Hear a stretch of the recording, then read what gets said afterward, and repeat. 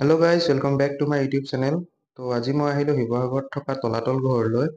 তো মোৰ ঘৰ শিৱসাগৰত যদিও তলাতল ঘৰলৈ ইমান অহা নহয়, তো সেইকাৰণে ভাবিলোঁ আজি তলাতল ঘৰ চাই যাওঁচোন। তো সেইকাৰণে আহিলোঁ। তো আপোনালোকে বহুতে হয়তো দেখিছেই তলাতল ঘৰ, বৰ ধুনীয়া তলাতল ঘৰ। তো আহিলে সঁচাকৈ বহুতেই ভাল লাগে। তো তলাতল ঘৰৰ প্ৰথমতে আমি এইফালে আহিলোঁ।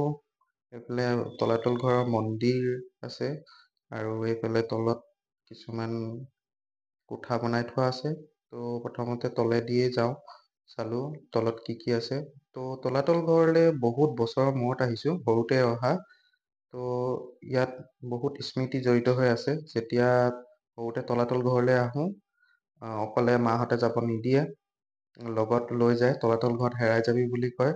তো এইফালে এই ৰাস্তাকেইটাদি দৌৰি সঁচাকৈ বহুত ভাল লাগিছিলে সৰুতে। তো আপোনালোকে জনাব কোনে কোনে এনেকৈ দৌৰিছিলে তলে তলে। তো এতিয়া আহিলোঁ তলাতল ঘৰৰ বেক চাইডে।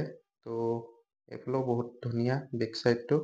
তো তলাতল ঘৰত অনলাইন পইচা দিব লাগে, তাৰমানে টিকট অনলাইন হয়। ইয়াত অফলাইনত পইচা নলয়। তো সেইটো কথা আপোনালোকে জানিব অলপ। তো অলপ প্ৰব্লেম হয় অনলাইনত দিবলৈ, ইয়াত অফলাইন নহয়। আৰু অনলাইনত পে'মেণ্ট কৰিবলৈও বহুত এটা দিগদাৰ হয়। তো সেইকাৰণে অনলাইন পইচা লৈ আহিব, বহুতে নানে।